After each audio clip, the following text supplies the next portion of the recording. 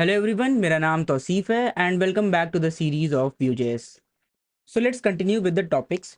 सबसे पहले हम बात करेंगे कंपोनेंट्स के बारे में कि कंपोनेंट्स क्या होते हैं, उनके नेमिंग कन्वेंशन के बारे में। आप एक कंपोनेंट को अगर क्रिएट करते हो तो उसका नेम कैसे दोगे आप, उसके अलावा उसको इंपोर्ट कैसे किया जाता है, उसमें कोड कैसे किया जाएगा। इसके बाद हम डेटा बाइंडिंग के बारे में पढ़ेंगे और टेक्स्ट इंटरपोलेशन के बारे में पढ़ेंगे। प्रीवियस सेशन में हम लोगों ने इसको बस एक ऊपर से एक ग्लिम्स देखा था इसका। ठीक है, अब यहाँ पे इसको हम प्रॉपरली पढ़ेंगे। इसके अलावा रॉ HTML अगर आपको अपने वेब पेज में यूज़ करना है तब आप उसको कैसे यूज़ करोगे वो हम देखेंगे। इसके बाद हम पढ़ेंगे एट्रीब्यूट बाइंडिंग के बारे में, और इसके अंदर सबसे पहला डायरेक्टिव हम कवर अप करेंगे जो कि है हमारा वी बाइंड डायरेक्टिव। उसके बाद हम जावास्क्रिप्ट की एक्सप्रेशंस को कैसे हैंडल कर सकते हैं अपने टेम्पलेट्स के अंदर वो देखेंगे, और लास्ट में हम पढ़ेंगे थोड़ा बहुत डायरेक्टिव्स के बारे में, एक छोटा सा ब्रीफ इंट्रोडक्शन देंगे और एक डायरेक्टिव डिस्कस करेंगे जिसका नाम है वी ऑन।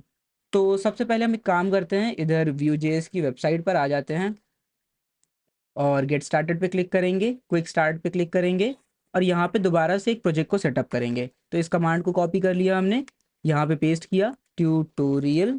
इसका नाम ये दे देते हैं, टाइपस्क्रिप्ट नहीं चाहिए, नहीं चाहिए, नहीं चाहिए, कुछ भी नहीं चाहिए। इसके बाद cd यानी कि चेंज डायरेक्टरी, और ट्यूटोरियल 2 फोल्डर के अंदर आ जाएंगे हम। एंड npm इंस्टॉल कमांड पे हम जब हिट करेंगे तो ये क्या करता है, ये हमारे पैकेज डॉट जेसन के अंदर जितनी भी डिपेंडेंसीज और डेव डिपेंडेंसीज है उनको इंस्टॉल कर देगा। सो यहाँ पे एंटर किया और एक नोड मॉड्यूल्स का फोल्डर बन जाएगा हमारे लिए। इसके बाद npm run dev, npm run dev से क्या होगा कि हमारा एक लोकल सर्वर चलेगा। इस URL को हम एक्सेस करेंगे तो क्या होगा कि हमारा ये प्रोजेक्ट दिखेगा हमें। उसके बाद यहाँ पे अननेसेसरी फोल्डर्स को डिलीट कर देते हैं जल्दी से। यहाँ पे पब्लिक को उड़ा रहा हूँ मैं, SRC के अंदर यहाँ पे एसेट्स को उड़ा रहे हैं हम, कंपोनेंट्स फोल्डर को पूरा हम उड़ा दे रहे हैं अभी के लिए। यहाँ पे गेट इग्नोर भी उड़ा देते हैं क्योंकि अभी हम गेट यूज़ नहीं कर रहे हैं। रीडमी फाइल को उड़ा दिया। इसके बाद अगर आप इधर आओगे मेन डॉट जेएस में तो देखो यहाँ पे इंपोर्ट किया गया है एसेट में मेन डॉट CSS, तो हमने एसेट फोल्डर ही उड़ा दिया है तो इसको भी हटा देते हैं। इसके बाद इधर आ जाते हैं, यहाँ पे देखो बहुत सारी चीज़ें हैं, इसको भी हटा देते हैं। इधर आ जाते हैं नीचे, एकदम पूरा क्लियर कर दिया। तो ये हमारा ऐप कंपोनेंट है। अब देखो कंपोनेंट्स क्या होते हैं बेसिकली, अगर तुम्हें इसके लिए जानना है तो यहाँ पे देखो कंपोनेंट्स बेसिक है। ठीक है, इस पे क्लिक करना। कंपोनेंट्स बेसिकली क्या होते हैं कि एक जो बड़ा सा कंप्लीट UI होता है उसके छोटे छोटे इंडिपेंडेंट टुकड़ों को कहते हैं कंपोनेंट्स। मान लो ये तुम्हारा एक वेब पेज अगर है, इससे पहले क्या करते थे, जब तुम HTML CSS जावास्क्रिप्ट में कोड करते थे तो तुम पूरा एक बार में कोड करते थे, बट यहाँ पे चीज़ों को कंपोनेंट में तोड़कर कोड किया जाता है। इससे क्या होता है कि मान लो इस सेक्शन को हमने हेडर में तोड़ दिया तो हेडर से रिलेटेड सारा कोड एक कंपोनेंट के अंदर लिखा जाएगा। सो यहाँ पे देखो कंपोनेंट्स की डेफिनेशन भी दी हुई है, तुम इसको पढ़ सकते हो। इसके अलावा कंपोनेंट्स को डिफाइन कैसे किया जाता है, यहाँ पे आ जाना। एक फोल्डर बना सकते हो तुम जिससे तुम कंपोनेंट्स को एक जगह पे रख सको। ये कंपलसरी नहीं है कि इसी नाम का फोल्डर रहे, ठीक है, बट जो नाम होता है फोल्डर्स का वो वैसा रखना है कि सभी के लिए इजी टू अंडरस्टैंड हो। कंपोनेंट्स को बनाने के लिए सिंपल सा हमें करना क्या होता है, एक व्यू फाइल बनानी होती है। मान लो हमने कहा हेडर डॉट व्यू, तो ये हेडर कंपोनेंट बन गया। उसी तरीके से अगर मान लो हमने कहा कोर्स कार्ड डॉट व्यू, तो कोर्स कार्ड नाम का ये कंपोनेंट बन जाएगा। अब मान लो तुम्हारे पास बहुत सारे मल्टीपल कंपोनेंट्स हैं तो तुम क्या कर सकते हो कि इस कंपोनेंट्स फोल्डर के अंदर और भी फोल्डर बना लो। जैसे मान लो कोर्सेज नाम का फोल्डर बना दिया तो कोर्सेज से रिलेटेड जितना भी कंपोनेंट होगा मान लो हम इस फोल्डर में डाल सकते हैं। तो ऐसे तुम अलग अलग डायरेक्टरीज बना सकते हो। ठीक है, मैं इसको फिलहाल के लिए डिलीट कर रहा हूँ। यहाँ पे एक कंपोनेंट बना लेते हैं, मान लो काउंटर नाम का। लास्ट टाइम हम लोगों ने काउंटर का कोड कॉपी पेस्ट किया था, इस बार हम उसे बनाते हैं। तो देखो कंपोनेंट का जो नेमिंग कन्वेंशन होता है वो बेसिकली पैस्कल केस होता है। पैस्कल केस में क्या होता है कि हर वर्ड का जो पहला लेटर होता है वो कैपिटल होता है। यानी कि जैसे मान लो कोर्स कार्ड अगर तुम्हें लिखना है कंपोनेंट का नाम तो तुम C कैपिटल रखोगे, कोर्स कार्ड का C कैपिटल फिर से डॉट व्यू, ऐसे होगा। इसके अलावा मान लो यहाँ पे हेडर था तो हेडर एक ही वर्ड था तो header dot view, course plan होगा तो कोर्स प्लान डॉट व्यू, ऐसे कर सकते हो। ठीक है, तो इस तरीके से तुम नेमिंग कन्वेंशन होता है तुम्हारा। इसके बाद यहाँ पे काम करते हैं हम लोग, टेम्पलेट ले लेते हैं। टेम्पलेट में हम अपना HTML लिखेंगे। इसके बाद स्क्रिप्ट ले सकते हो तुम, इनको ऊपर नीचे कर सकते हो, स्क्रिप्ट को चाहो तो एकदम ऊपर रख दो, चाहो तो बीच में रख दो, कोई दिक्कत नहीं है। उसके बाद स्टाइल, यहाँ पे टेम्पलेट के अंदर आते हैं और एक हेडिंग ले लेते हैं H1 और यहाँ पे लिख देते हैं काउंटर। अब हमें क्या करना है कि हमें इस कंपोनेंट को इंपोर्ट करना है, यूज़ करना है। कहाँ पे यूज़ करना है, इस ऐप में। ऐप में क्यों यूज़ करना है, क्योंकि देखो ऐप हमारा माउंटेड है किसमें, ये हमारे HTML में माउंटेड है, तो जो चीज़ यहाँ पे होगी वो ही चीज़ें हमें सिर्फ दिखेंगी। लाइक अगर अभी हम अपना प्रोजेक्ट आएंगे देखेंगे तो देखो ये ब्लैंक है, तो यहाँ पे क्या करेंगे हम इंपोर्ट करते हैं, इस सेटअप को हटा देना। सेटअप को अगर यहाँ पे सेटअप लिखा है इसका मतलब है आप यूज़ कर रहे हो कॉम्पोजिशन एपीआई, बट हमें क्या यूज़ करना है, हमें यूज़ करना है ऑप्शंस एपीआई। तो सबसे पहले इंपोर्ट वाली लाइन लिखेंगे, उसके बाद counter from @ components slash counter dot view. ठीक है, इस तरीके से @ का मतलब क्या होता है कि हम यहाँ पे अगर वापस आओगे इधर तो देखो @ का मतलब होता है कि हम SRC के अंदर देख रहे हैं। सो SRC के अंदर कंपोनेंट्स वाला फोल्डर, उसके अंदर काउंटर डॉट व्यू। अब यहाँ पे अगर मान लो तुम इस कंपोनेंट को यूज़ करना चाहते हो टेम्पलेट के अंदर, आप यहाँ पे लिख सकते हो काउंटर, बट ये अभी काम नहीं करेगा। हम इसको सेव करके इसका आउटपुट पहले आपको दिखाते हैं। यहाँ पे कंसोल पे आ जाते हैं, इसको रिफ्रेश किया तो देखो यहाँ पे लिख के आ रहा है fail to resolve component counter. ये पता नहीं कर पा रहा है कि ये लाइक ये कंपोनेंट कहाँ है। सो तो यहाँ पर हम लिखेंगे एक्सपोर्ट डिफॉल्ट और एक ऑब्जेक्ट ओपन कर लेंगे। इस ऑब्जेक्ट में यहाँ पर हमें पास करना होता है कंपोनेंट्स, और ये क्या एक्सेप्ट करता है, ये भी एक्सेप्ट करता है एक ऑब्जेक्ट, और इसके अंदर जो हमने अभी इंपोर्ट कराया है ना उसको लिख देंगे। और देखो जैसे ही हमने इसको लिखा यहाँ पे देखो ये ग्रीन हो गया, तो ये बस एक इंडिकेशन है कि देखो ये कंपोनेंट है, ये इसको रीड कर पा रहा। तो अब तुम इधर आओगे तो ये देखो, तो इस तरीके से तुम कंपोनेंट को क्या कर सकते हो, इंपोर्ट कर सकते हो।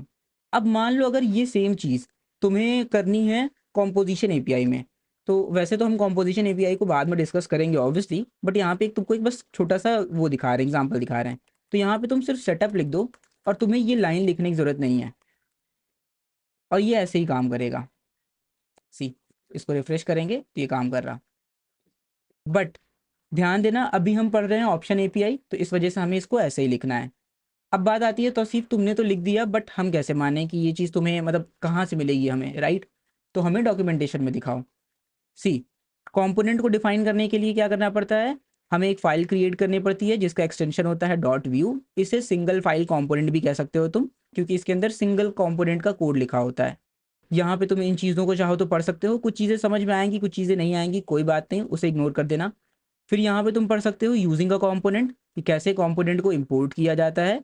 यहाँ पे देखो बटन काउंटर नाम का एक कंपोनेंट बना के उसे इंपोर्ट किया जा रहा है।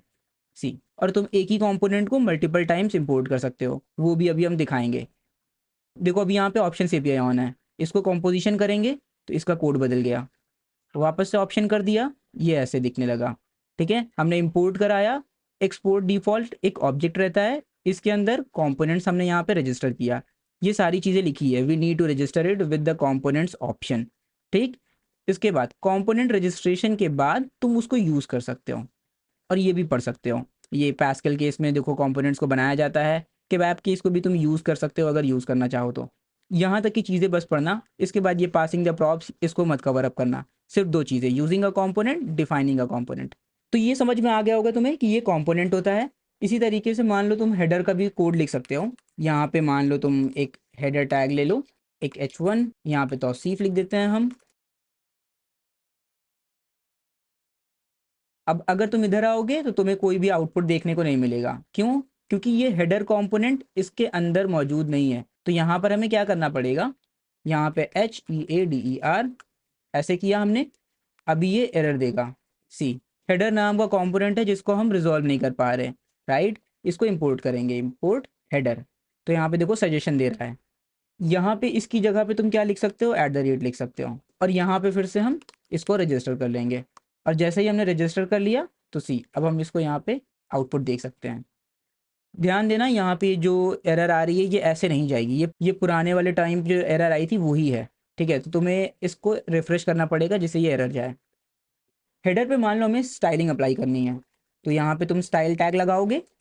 अब मान लो अगर तुमने यहाँ पे लिखा H1 को टेक्स्ट डेकोरेशन दे देते हैं अंडरलाइन, मान लो इधर आते हैं, तो अब तुम नोटिस करो यहाँ पे टेक्स्ट डेकोरेशन अंडरलाइन हो तो गया, बट यहाँ पे भी लग गया। ये एक दूसरा कंपोनेंट है, यहाँ की CSS काउंटर पे कैसे लग गई, इसका क्या रिलेशनशिप है, राइट? कोई लेना देना नहीं है, बट इसकी CSS लग गई, राइट? क्योंकि यहाँ पे भी एक H1 टैग था। सी, बाय डिफॉल्ट जो स्टाइल के अंदर आप कोड लिखते हो ना, ये ग्लोबली काम करता है, यानी कि जितने भी कंपोनेंट हैं सब पे लग जाएगा। बट अगर आप चाहते हो कि नहीं ग्लोबली ना चले, तो आप कर क्या सकते हो, यहाँ पे एक एट्रीब्यूट डाल सकते हो, स्कोप्ड। जब आप स्कोप लिख के छोड़ दोगे इसको, तो अब देखो रिफ्रेश करने पे क्या होता है, सिर्फ यहाँ पे अंडरलाइन आ रही है और यहाँ से चली गई। तो स्कोप मतलब कि इसी कंपोनेंट के अंदर सीएसएस अप्लाई करना। ठीक है, अब इस पे हम थोड़ी सी और सीएसएस अप्लाई करते हैं। यहाँ पे इसको नैव कर देते हैं।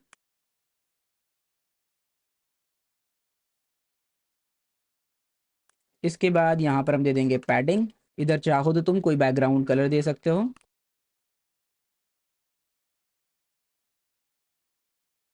यहाँ पे गैप दे देते हैं 20 पिक्सल या 10 पिक्सल का। इसके बाद हम एंकर टैग को भी टारगेट कर सकते हैं। तो इस तरीके से बेसिकली तुम स्टाइलिंग कर सकते हो। ठीक है, बाकी तुम चाहो तो यहाँ पे होवर इफेक्ट भी डाल दो। तो ये कुछ इस तरीके से दिख रहा है, राइट। तो देखो मैंने तुम्हें एक बेसिक एग्जांपल दिया है फिलहाल यहाँ पे कि कैसे तुम सीएसएस अप्लाई कर सकते हो। बट अगर तुम्हें कोई चीज़ ग्लोबली अप्लाई करनी है, ठीक, तो यहाँ से स्कोप हम हटा देते हैं। और इसके अंदर मान लो हमने लिखा एक सीएसएस रीसेटर का कोड। मान लो हमने कहा कि मार्जिन बाय डिफ़ॉल्ट हर चीज़ की 0 रहेगी, पैडिंग 0 रहेगी, बॉक्स साइजिंग दे देते हैं बॉर्डर बॉक्स। कूल, ये देखो इधर से इसको सही कर देते हैं। अब काउंटर को बनाते हैं अपने प्रॉपर। तो हमें कंपोनेंट बनाना आ गया, स्टाइलिंग लगाना आ गया, हमें समझ में आ गया कि स्कोप्ड का क्या काम होता है। अब वीडियो को पॉज करो, एक हेडर एक फुटर खुद से बनाओ, बीच में कंपोनेंट डाल के छोड़ देना, इसके नीचे एक फुटर डाल देना यहाँ पे। ठीक है, जैसे मान लो इसको कॉपी पेस्ट कर देंगे अगर हम इधर, तो ये देखो कोड एक जगह पे लिखा है बट यूज़ कहाँ पे हो रहा है, दो जगहों पर। ठीक है, तो इस तरीके से ये फायदे होते हैं बेसिकली कंपोनेंट्स में चीज़ों को तोड़ने के। वीडियो को पॉज करो, ये चीज़ ट्राई करो, फिर आगे कंटिन्यू करना। सो अब नेक्स्ट हम बढ़ेंगे डेटा बाइंडिंग के बारे में और टेक्स्ट इंटरपोलेशन के बारे में अब बात करते हैं। डेटा बाइंडिंग के बारे में जानने के लिए हम यहाँ पे आ जाएंगे टेम्पलेट सिंटैक्स पे। टेम्पलेट सिंटैक्स में आप इसको थोड़ा सा कवर अप कर लेना।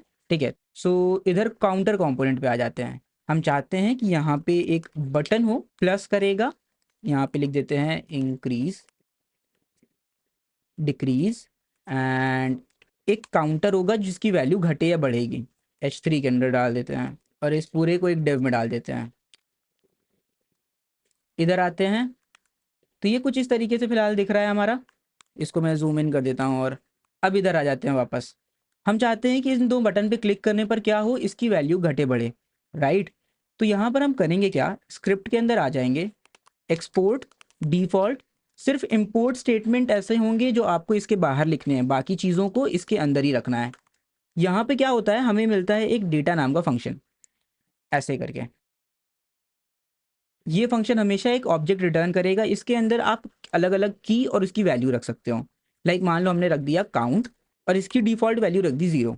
अब यहाँ पे इस काउंट को हम चाहते हैं यहाँ पे यूआई में यूज़ करना। आप जावास्क्रिप्ट में क्या करते हो, एक वेरिएबल बनाते हो, उसकी वैल्यू को इंक्रीज करते हो और हर बार इनर टेक्स्ट लगाकर इस HTML को लाइक फेच करोगे, गेट एलिमेंट बाय आईडी या समथिंग लगाकर, और इसी की वैल्यू को उस वेरिएबल की वैल्यू से रिप्लेस कर दोगे, राइट।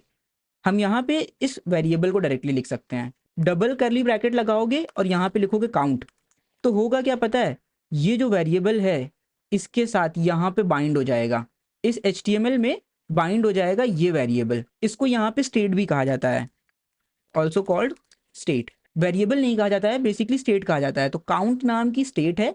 तो स्टेट क्या होती है, बेसिकली ये एक ऑब्जेक्ट होता है जो कंटेन करता है एक पीस ऑफ इंफॉर्मेशन को। जैसे यहाँ पे काउंट नाम का एक क्या है हमारे पास, स्टेट है जो कंटेन कर रहा है एक इन्फॉर्मेशन, राइट, 0 काउंट की वैल्यू।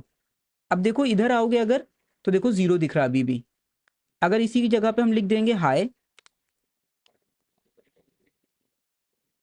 ये देखो हाय लिख कर आ रहा। तो इसको फिलहाल के लिए हमने कर दिया 0। और थोड़ी सी CSS लगा लेते हैं इस कंपोनेंट पे, और स्कोप्ड कर देते हैं इसको। और यहाँ पे लिखेंगे क्या हम, हमने कहा कि डिव को टारगेट करना, इसको चाहो तो क्लास दे सकते हो तुम, counter wrapper dot counter wrapper.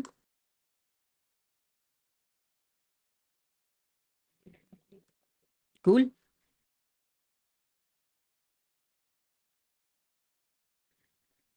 ये हो गया। और इसको कर देते हैं H2। अब हम चाहते हैं कि इंक्रीज पे क्लिक करने पर इसकी वैल्यू बढ़े, डिक्रीज पे क्लिक करने पे इसकी वैल्यू घटे। हम यहाँ पे एक फंक्शन कॉल कराएंगे, हमने लिखा @click। ये @click के बारे में हम बाद में समझाएंगे। इससे बस इतना समझ लो, जैसे तुम लिखते हो ना ऑन क्लिक, तो यहाँ पे जावास्क्रिप्ट का ऑन क्लिक नहीं लिखना है, तुम्हें लिखना है। उसके बाद जैसे ऑन लिखने के बाद जो कुछ भी तुम लिखते हो, on double click, on hover या कुछ भी, तो सेम यही चीज़ हमें लिखनी है। के बाद हमने क्लिक लिख दिया। अब क्लिक करने पे हम चाहते हैं एक फंक्शन कॉल हो, इंक्रीमेंट। अब ये फंक्शन कहाँ है, नहीं है हमारे पास, तो इसे हमें बनाना होता है। तो यहाँ पे हमें एक ब्लॉक मिलता है मेथड्स का।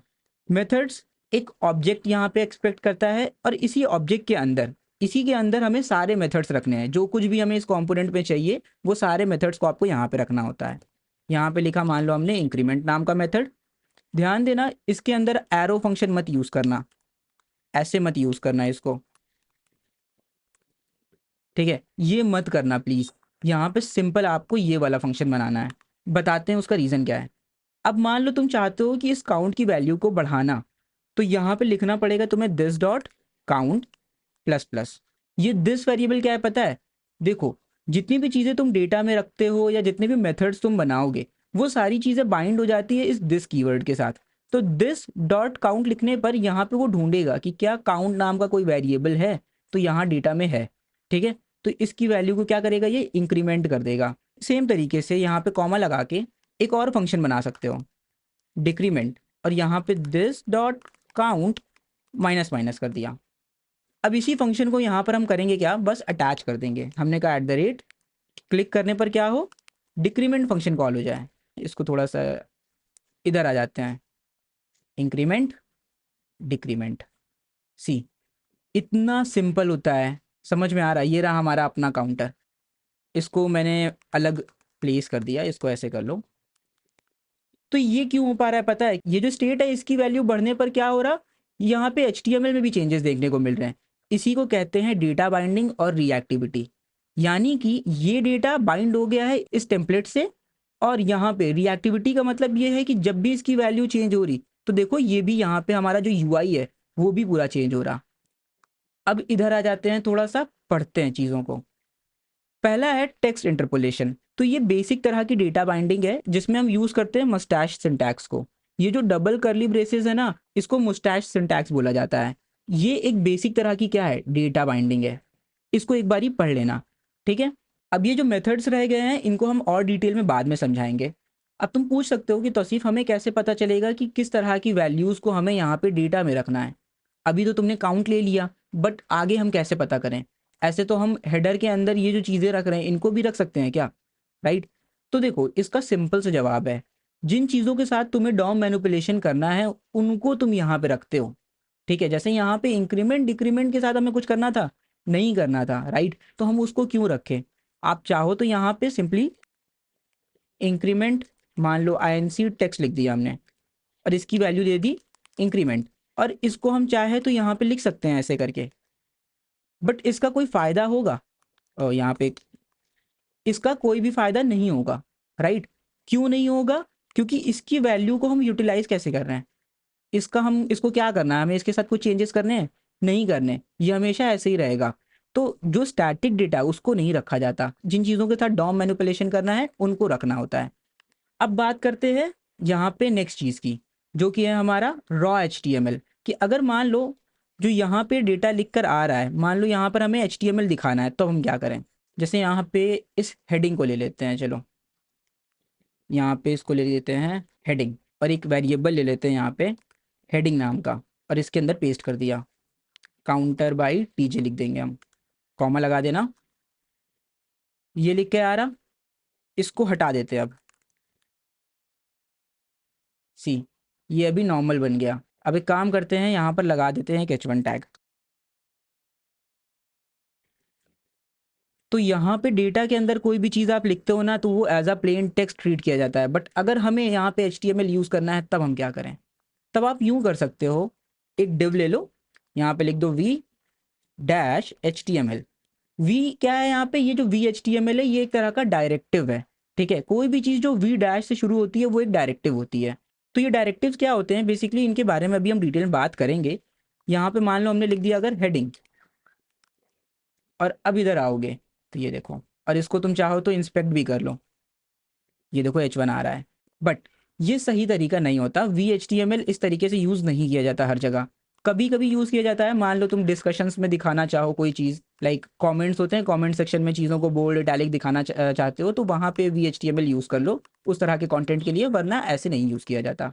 अब इसके बारे में कुछ चीज़ें पढ़कर बताते हैं। रॉ HTML अगर आपको यूज़ करना है तो आप डबल मस्टैशेस में आप नहीं यूज़ कर सकते, बिकॉज उसको वो प्लेन टेक्स्ट के तरीके ट्रीट करता है, राइट।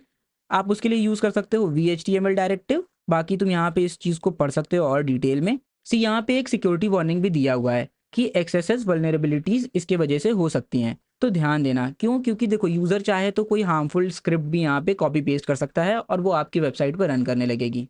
तो ऐसा कोई कंटेंट जो हमेशा ट्रस्टेड हो, उसी को VHTML में दिखाना। इतना हो गया। अब इस चीज़ को अपने से ट्राई करो, वीडियो को पॉज करो, जाओ ये चीज़ एक्सपेरिमेंट करके आओ।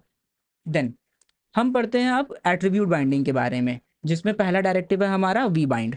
सो इसको स्क्रॉल करते हैं नीचे, यहाँ पे देखो एट्रीब्यूट बाइंडिंग के बारे में दिया है। एट्रीब्यूट्स कौन कौन से? अब जैसे आईडी एक एट्रीब्यूट होता है, क्लास एक एट्रीब्यूट होता है, ठीक है। तो जैसे मान लो यहाँ पे ये जो H2 है, इसके अंदर हमने लिखा आईडी इज इक्वल्स टू, और इसमें हमने आईडी क्या, क्लास से शुरू करते हैं, चलो नॉर्मल। नॉर्मल पे हम चाहते हैं जब नॉर्मल क्लास लगी हो तो इसका जो कलर है वो रहेगा रॉयल ब्लू। इसके बाद हम चाहते हैं डॉट डेंजर हो जाए कलर यहाँ पे रेड, डॉट सक्सेस हो जाए कलर ग्रीन। अब मान लो अभी के लिए ये क्लास ऐसे लगी हुई है, राइट। तो ये कुछ इस तरीके से ब्लू कलर में दिख रहा है। बट मान लो हमें इसका कलर डायनेमिकली चेंज करना है, तब हम क्या करें? यहाँ पे क्या कर सकते हो तुम बेसिकली, अगर मान लो एक वेरिएबल ले लो काउंटर स्टाइल करके, जिसकी डिफ़ॉल्ट वैल्यू हमने यहाँ पे दे दी है, मान लो नॉर्मल। अब इस वैल्यू को, ये बेसिकली ये क्लास का नाम है, इसके अंदर हमेशा हम क्लास का नाम स्टोर करेंगे और इसको यहाँ पर हम डायनेमिकली दिखाना चाहते हैं, तब हम क्या करें? तो देखो, सेम तुम बोल सकते हो, तो सिर्फ एक काम करो, इसकी वैल्यू को अगर रिप्लेस करना है तो यहाँ पे डबल ऐसे लगा कर इसको पेस्ट कर दो। तो देखो ये डबल मुस्टैशेस असल में ना यहाँ पे ऐसे काम नहीं करते, ठीक है। यहाँ पे एक चीज़ होती है वी डैश बाइंड, उसके बाद कोलन लगाया जाता है। अब तुम किसी भी एट्रीब्यूट का नाम लिख सकते हो, क्लास, आईडी, या जो कुछ भी लिखना चाहो तुम, ठीक है। यहाँ पे देखो बहुत सारी चीज़ें हैं, आईडी है, हिडन है, ड्रैगेबल है, और क्या है, डिजेबल्ड भी यहाँ पे दिया होगा, ठीक। तो ऐसे बहुत सारी चीज़ें दी हुई है। हमने वी बाइंड किया, हमने कहा क्लास के साथ हमें यहाँ का स्टेट बाइंड करना है। तो देखो यहाँ पे इस तरीके से हम कर रहे हैं, बट ये एरर दे रहा। क्यों दे रहा? क्योंकि डबल मस्टैशेस या मुस्टैशेस जो होते हैं बेसिकली, ये काम नहीं करते इसके अंदर। यहाँ पे आपको बस इसको ऐसे ही लिखना होता है, वी बाइंड कोलन क्लास, और इसको ऐसे लिख दिया हमने। अब देखो क्या होगा, ये अभी भी ब्लू दिख रहा। अब मान लो इसकी वैल्यू को हम क्या करते हैं, इधर आकर डेंजर कर देते हैं। इधर आएंगे, ये देखो, इसको इंस्पेक्ट करेंगे, देखो डेंजर नाम की क्लास लग गई। इसकी वैल्यू जैसे जैसे चेंज होगी वैसे वैसे क्या होगा, यहाँ पे ये चीज़ें चेंज होती रहेगी, ठीक है, इसकी क्लास चेंज होगी। अब इसको करके दिखाते हैं। मान लो हमने कहा if this dot count greater than 10 होगा अगर, तो हमने कहा दिस डॉट काउंटर स्टाइल की वैल्यू को कर देना सक्सेस। और इसी तरीके से इधर आ जाते हैं, अगर ये लेस देन 5 है, तब इसे क्या कर देना, नॉर्मल। और एक और कंडीशन डाल देते हैं, इफ़ दिस डॉट काउंट, मान लो हमने कहा लेस देन 0 होता है, तब क्या कर सकते हो तुम, इसको डेंजर डाल दो। अब इधर आ जाओ, देखो अभी ये डेंजर पे है। जैसे ही मैं इसकी वैल्यूज़ को बढ़ाऊंगा, 5 से जैसे ही ये बढ़ेगा, इसमें देखना, ठीक है। ये बढ़ा नहीं, दिस डॉट काउंट, ओ अच्छा, ग्रेटर देन 10 होगा तब। 10 से जैसे ही बढ़ेगा, ये देखो, ये ग्रीन हो गया। और इसको डिक्रीज़ करने पर 5 से जैसे ही नीचे आएगा, ये देखो ब्लू हो गया। 0 से जैसे ही नीचे आया, देखो ये रेड हो गया। तो ये क्लासेस क्या हो रही है, तुम चेंज कर सकते हो ऐसे करके। तो इसे कहते हैं एट्रीब्यूट बाइंडिंग, कि एट्रीब्यूट के साथ अगर आप किसी तरह की वैल्यू को बाइंड करना चाहो, यहाँ पे स्टेट को बाइंड करना चाहो, तो आप कर सकते हो। कूल। इसका एक शॉर्टकट तरीका भी है लिखने का, यहाँ पे वी बाइंड हटा सकते हो तुम, सीधा कोलन क्लास लिख सकते हो, तब भी ये परफेक्टली ऐसे ही काम करेगा। सी, अब इसको एक बार पढ़ लेते हैं। Moustache can not be use in side HTML attribute, जैसा कि हमने दिखाया अभी, मुस्टैशेस को यूज़ नहीं कर सकते हैं, तो हम वी बाइंड डायरेक्टिव को यूज़ करते हैं। वी बाइंड का काम होता है एट्रीब्यूट को बाइंड करना, फिर चाहे यहाँ पे ID हो, यहाँ पे तुम क्लास लिख दो, चाहे कोई SRC क्यों ना हो, ठीक है, तुम उसको भी लाइक कोलन SRC करके यहाँ पे चेंज कर सकते हो, ऐसे या डायरेक्टली ऐसे। इसके बारे में थोड़ा सा पढ़ लेना। ये प्रॉपर्टी तब हटा दी जाती है जब इसकी वैल्यू नल या अनडिफाइन कर दो। लाइक मान लो यहाँ पर हमने कहा कि अगर ये ग्रेटर देन मान लो, अच्छा लेस देन मान लो 0 होती है, तो हम कहते हैं इसको नल कर दो। तो अब देखना क्या होगा, 0 के ऊपर तो सही काम कर रही है, और यहाँ पे अगर तुम इसको इंस्पेक्ट करोगे, ये देखो सक्सेस लगा भी हुआ है। बट अगर इसको हम माइनस करेंगे और 0 के नीचे जाएंगे, देखो क्लास जो लगी थी वो हट गई, ये वापस से ब्लैक हो गया, इसके अंदर अब कोई क्लास नहीं लगी, क्यों? क्योंकि नल कर दिया हमने। तो नल पे क्या होता है कि जो भी वैल्यू यहाँ पे आप लगाते हो वो हट जाती है। देखो इसका शॉर्ट हैंड भी दिया है, क्योंकि ये बहुत ज़्यादा कॉमन यूज़ होने लगा था, तो इसका शॉर्ट हैंड ये है, इसको पढ़ लेना एक बारी। अच्छा, सेम नेम शॉर्ट हैंड ये व्यू 3.4 के बाद आया है। इसमें क्या होता है कि अगर मान लो तुम्हारा वेरिएबल का नेम भी ID है, मान लो ये ID होता नाम इसका, या इसका नाम क्लास ही होता, ऐसे कर दोगे अगर, तब भी ये काम करेगा। इसको चेंज कर देते हैं यहाँ पे, यहाँ पे, यहाँ पे, तो सी ये वैसे ही काम कर रहा है मस्त। इसको वापस से पहले रीडेबल फॉर्म में डाल दें।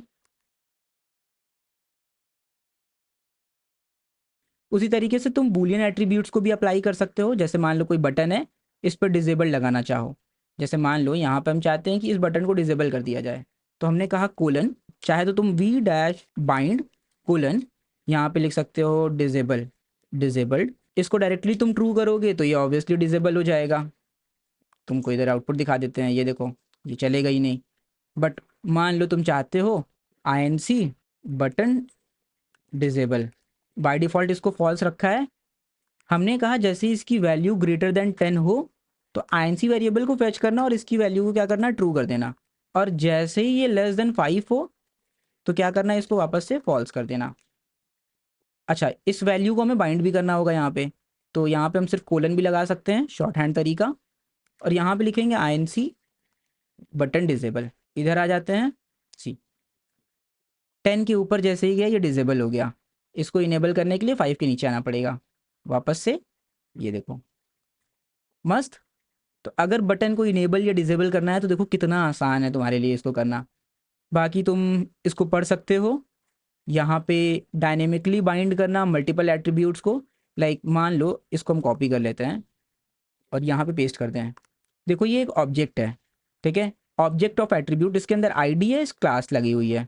अब तुम अगर चाहते हो किसी चीज़ पर ये ID और क्लास दोनों लग जाए, तो यहाँ पर आ जाना, यहाँ पे लिखना वी डैश बाइंड, और इसके बाद क्या करोगे, ऐसे लिखोगे, तो ये क्या करेगा, इस ऑब्जेक्ट को स्प्रेड कर देगा, इसके अंदर जितनी भी वैल्यूज़ हैं वो स्प्रेड हो जाएंगी। तो इस H1 टैग के ऊपर एक ID लग जाएगी कंटेनर, और क्लास लग जाएगा रैपर।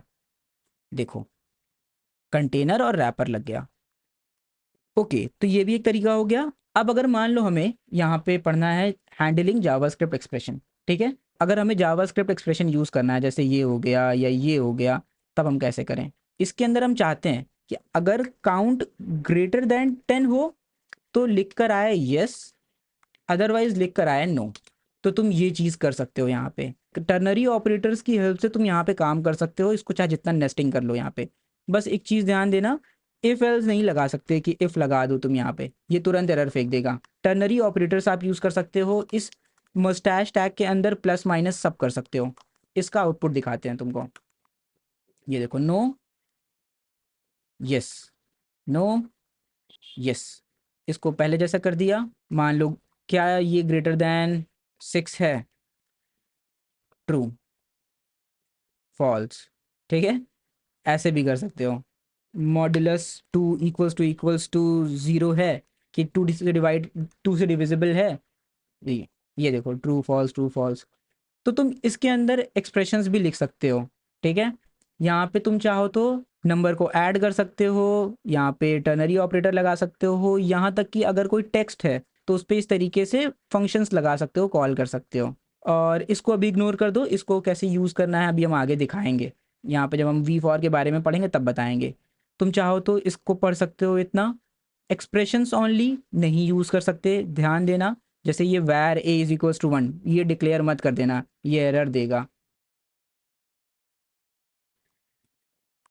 सी, तो इस तरह की एरर्स भी लाकर देखना कि ये बोल क्या रहा है। एरर पार्सिंग जावास्क्रिप्ट एक्सप्रेशन, ये तो इसको पार्स नहीं कर पा रहा, तो ये देखो यहाँ पे भी एरर आ ही रही। या मान लो इसको ऐसे कर देना। तो एरर्स को अपने से थोड़ा सा कॉज करना जिससे तुम्हें डीबगिंग आए।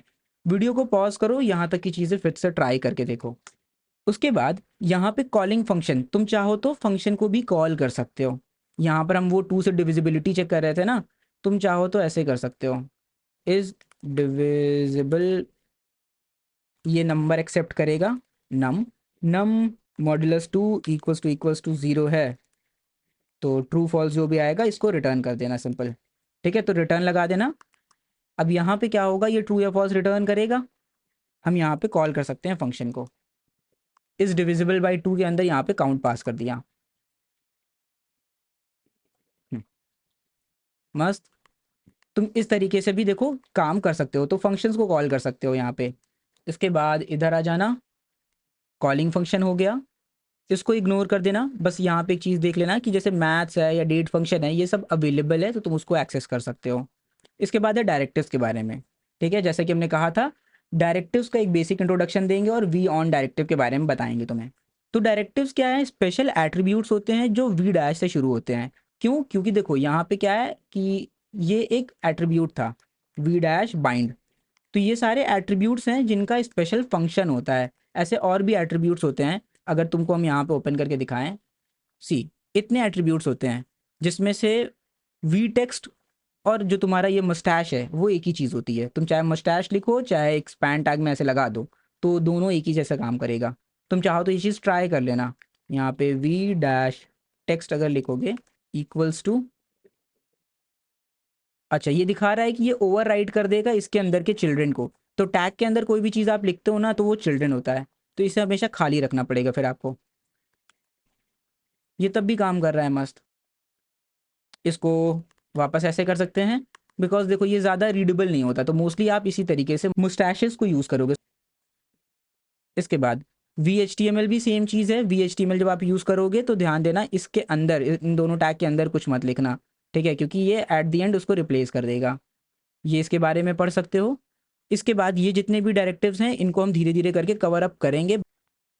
तो डायरेक्टिव्स स्पेशल एट्रीब्यूट्स होते हैं, इनका कुछ स्पेशल काम होता है। यहाँ पे सबसे पहले हमने कहा था वी ऑन डायरेक्टिव के बारे में तुम्हें बताएंगे, सो यहीं तक पढ़ना, इसके आगे मत पढ़ना, इसको छोड़ देना, इसके बारे में हम बाद में आपको बताएंगे। सो इधर आ जाओ, ये जो @ लिखा हुआ है ना, जैसे यहाँ पे देखो वी बाइंड में आप सिर्फ कोलन लगा के काम कर सकते थे। तो यहाँ पे अगर मान लो एक क्लिक इवेंट आपको ऐड करना है तो आप ऐसे ऐड कर सकते हो, वी ऑन कोलन क्लिक, ये सेम काम करेगा। रिफ्रेश किया, और ये वी ऑन की जगह पे जब हमने लिखा था तब क्यों काम कर रहा था, तो ये क्या था, शॉर्टकट मेथड था, और इसका लॉन्ग कट क्या है, ऐसे। तो नॉर्मली यूज़ किया जाता है जब भी आपको किसी तरह का इवेंट लिस्टर लगाना हो, इसीलिए यहाँ पर हम हर बार लिख रहे थे। इनडायरेक्टली क्या लिख रहे थे हम, वी डैश ऑन, जो कि क्या है, एक डायरेक्टिव है जिसका काम होता है इवेंट्स को बाइंड करना। यहाँ पे हम क्या कर रहे थे, एट्रीब्यूट्स को बाइंड कर रहे थे। ये क्या है, एक इवेंट लिस्नर को बाइंड कर रहे हैं हम। सो वीडियो को पॉज करो, यहाँ तक की चीज़ें बना के देखो। बाय द वे यहाँ का जो सेशन है अब तक का, इसको हम यहाँ पे एंड कर रहे हैं। बाकी डायरेक्टिव्स के बारे में हम धीरे धीरे करके कवर अप करेंगे। So thank you for watching this video.